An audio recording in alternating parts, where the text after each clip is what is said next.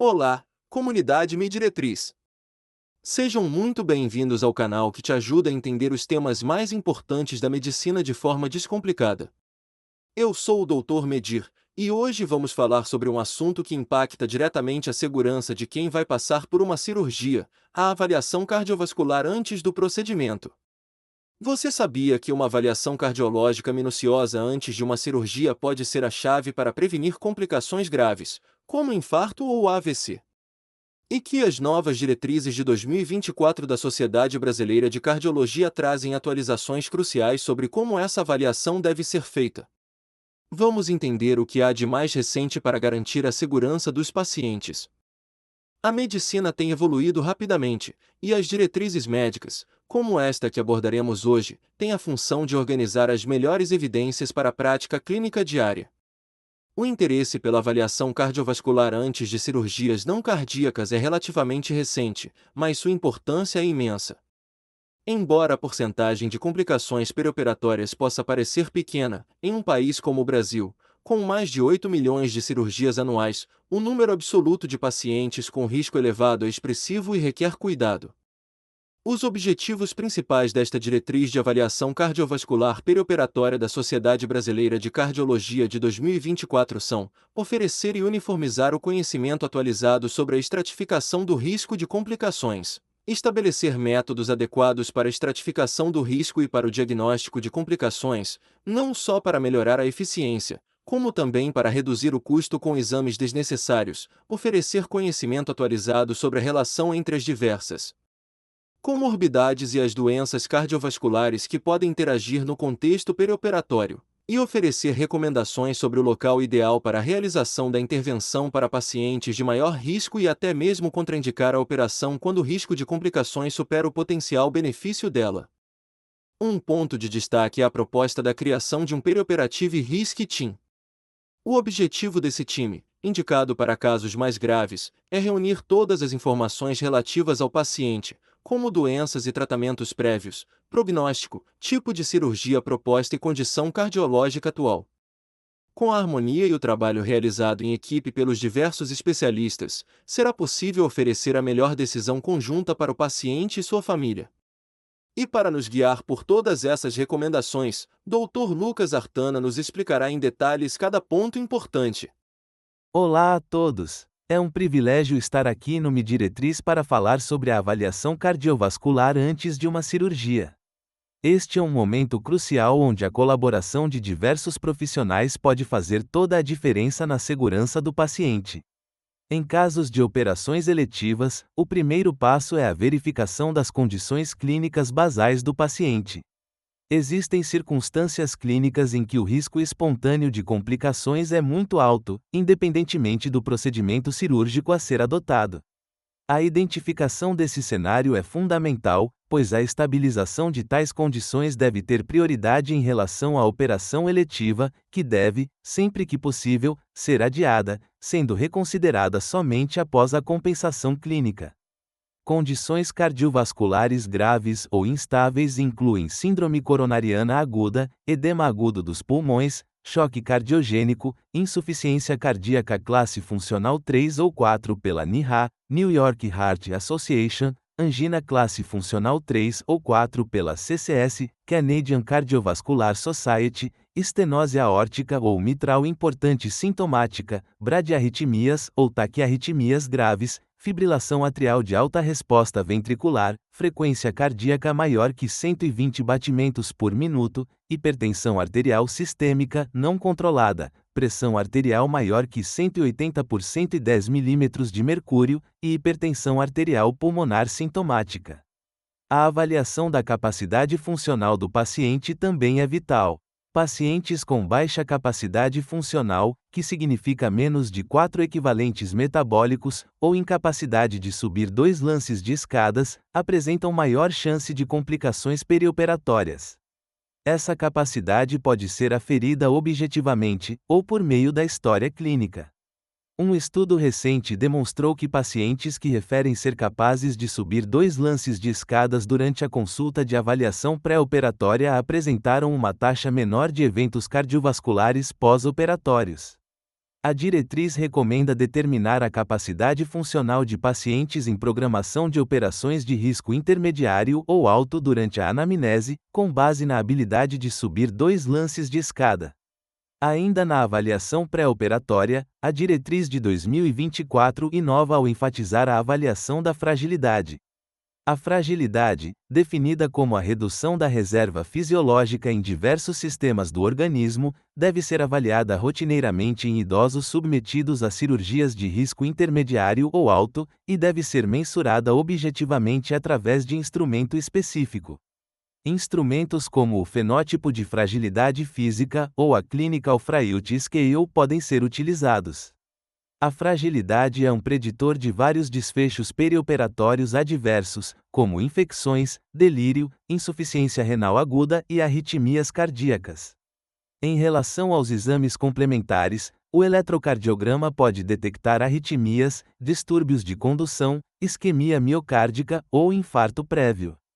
Um traçado eletrocardiográfico basal é importante para a avaliação comparativa no perioperatório em pacientes com alto risco de ocorrência de eventos cardiovasculares. A indicação de eletrocardiograma pré-operatório deve ser criteriosa conforme história clínica, tipo de cirurgia e doenças apresentadas, sendo recomendado para pacientes submetidos a operações de risco intrínseco intermediário ou alto, e para pacientes com risco intermediário ou alto de eventos cardiovasculares perioperatórios estimados pelos algoritmos, além de pacientes com diabetes mellitus, obesos e idade superior a 40 anos. O ecocardiograma é um método diagnóstico não invasivo que oferece uma ampla avaliação morfofuncional cardiovascular. Ele é o principal método diagnóstico em pacientes com insuficiência cardíaca suspeita ou conhecida, e suas múltiplas modalidades ajudam a estimar o risco cirúrgico. No entanto, o ecocardiograma de repouso no pré-operatório de cirurgia não cardíaca não é um exame a ser realizado rotineiramente, devendo ser solicitado somente quando, após uma avaliação clínica básica inicial, houver suspeita de cardiopatia. Recomenda-se para pacientes com insuficiência cardíaca ou sintomas sugestivos que serão submetidos a cirurgia de risco intermediário ou alto, sem avaliação no último ano ou que apresentaram piora clínica. Também é indicado para pacientes com alteração anatômica valvar moderada ou importante conhecida ou suspeita, e em pacientes que serão submetidos a transplante hepático, ou que possuem prótese valvar intracardíaca com sintomas. Para a detecção de isquemia miocárdica, podemos utilizar testes não invasivos. O eletrocardiograma de esforço, ou teste ergométrico, é uma ferramenta segura, útil e eficaz. A solicitação de teste ergométrico em pacientes com baixa capacidade funcional, de risco intermediário ou alto, em programação de cirurgia não cardíaca eletiva de risco intermediário ou alto, pode potencialmente alterar a conduta. Já as provas funcionais com imagem, como a cintilografia de perfusão miocárdica com estresse, ou ecocardiograma de estresse com dobutamina, apresentam maior acurácia e são indicadas nas mesmas situações, principalmente para pacientes com baixa capacidade funcional, com diagnóstico prévio ou alta probabilidade de doença arterial coronariana. A cineangiocoronariografia, que é a avaliação invasiva das artérias coronárias, não é recomendada rotineiramente antes de cirurgias não cardíacas e não deve substituir os testes não invasivos, sendo indicada em casos de síndromes coronarianas agudas de alto risco ou isquemia extensa em prova funcional. A hipertensão arterial sistêmica é uma condição clínica de elevada prevalência. No perioperatório, é fundamental evitar tanto a hipotensão, que se associa a aumento da mortalidade, quanto níveis pressóricos extremamente elevados. Recomenda-se que cirurgias eletivas de alto risco sejam adiadas apenas se a pressão arterial sistólica for maior ou igual a 180 mm de mercúrio e, ou a diastólica for maior ou igual a 110 mm de mercúrio. Pacientes com suspeita de hipertensão arterial secundária devem ser investigados antes da cirurgia, salvo em casos de urgência ou emergência. A otimização da volemia, evitando a desidratação, deve ser realizada durante todo o perioperatório, e deve-se evitar, durante todo o período perioperatório, episódios de hipotensão. Em relação aos antihipertensivos, a decisão sobre manter ou suspender deve ser individualizada. Pacientes em uso crônico de antagonistas do sistema renina-angiotensina-aldosterona, como os inibidores da enzima conversora de angiotensina, por exemplo, captopril, enalapril, e os bloqueadores do receptor de angiotensina II, como losartana, valsartana, podem ter a medicação mantida no perioperatório, sendo a suspensão permitida em casos selecionados. O mesmo vale para bloqueadores de canal de cálcio, como amlodipino, nifedipino, e diuréticos, como hidroclorotiazida, furosemida. No entanto, pacientes em uso crônico de clonidina, um simpatolítico de ação central, devem ter a medicação mantida no perioperatório, devido ao risco de efeito rebote com a suspensão.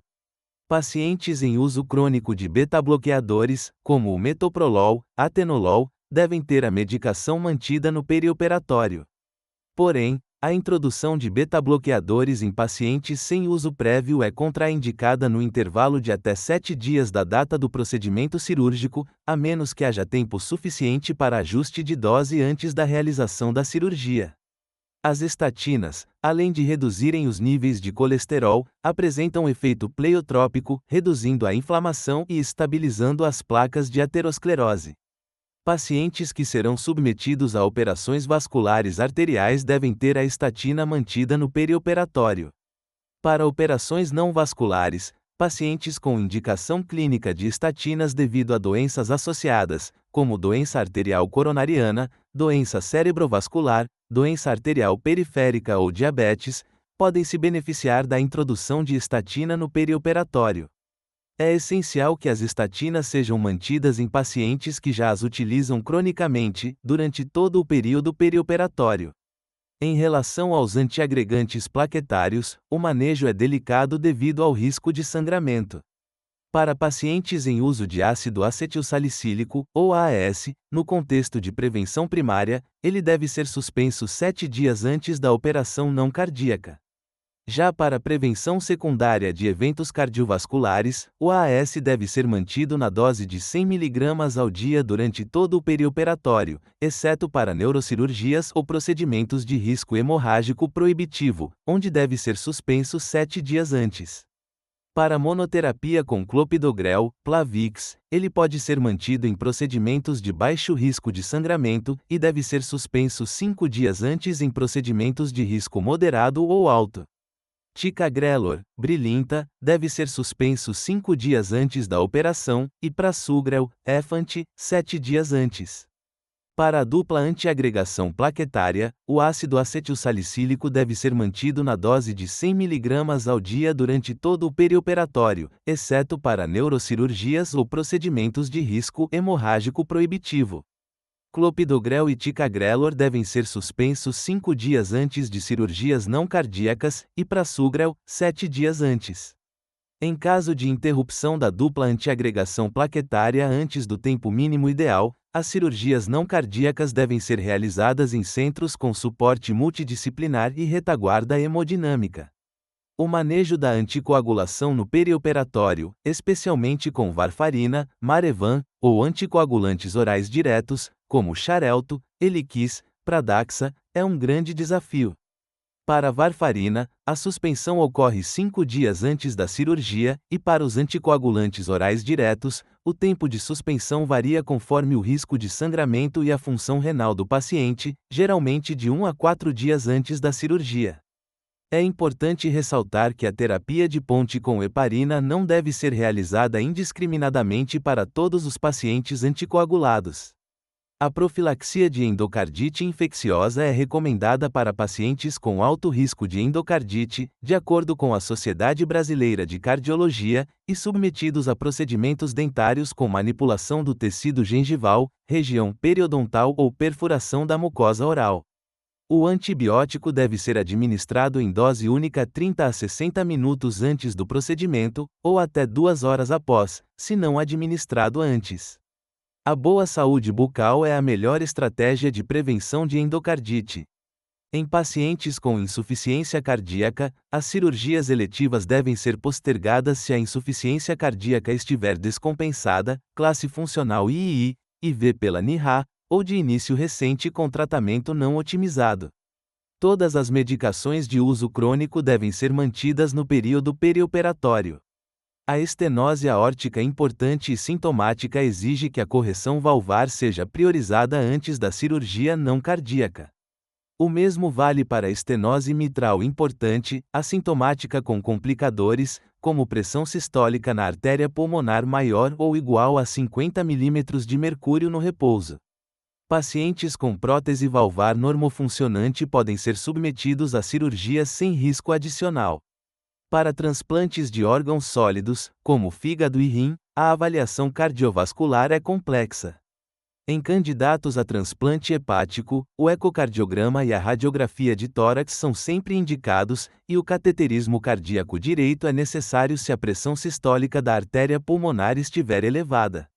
Para transplante renal, a estratificação de risco é feita com base na idade, diabetes mellitus e histórico de doença cardiovascular. Em pacientes de alto risco, a cineangiocoronariografia pode ser indicada. A dosagem de troponina ultrassensível antes, 24 horas e 48 horas após o transplante renal é recomendada para detecção de inúria ou infarto perioperatório. E a tomada de decisão deve ser multidisciplinar, envolvendo um Heart Kidney Team. Dr. Lucas Artana, que verdadeira imersão nas novas diretrizes de avaliação cardiovascular perioperatória. É um guia essencial para garantir a segurança dos pacientes antes, durante e depois da cirurgia. Em resumo, as diretrizes da Sociedade Brasileira de Cardiologia de 2024 para a avaliação cardiovascular perioperatória reforçam a importância da estratificação de risco individualizada, considerando a capacidade funcional e a fragilidade do paciente. Destacam o uso criterioso de exames complementares e o manejo otimizado das medicações no pré- e pós-operatório, sempre visando a máxima segurança do paciente. Conhecimento e equipe multidisciplinar são a nossa diretriz. Sua busca por conhecimento é a nossa diretriz. Se este vídeo te ajudou a entender melhor este tema vital, curta, compartilhe com amigos, familiares e profissionais de saúde. E se ainda não é inscrito no MeDiretriz, inscreva-se agora para não perder nenhuma atualização. Ative o sininho para ser notificado dos nossos próximos vídeos. Deixe nos comentários suas dúvidas e sugestões de temas. Queremos construir essa comunidade de conhecimento com você. Até a próxima!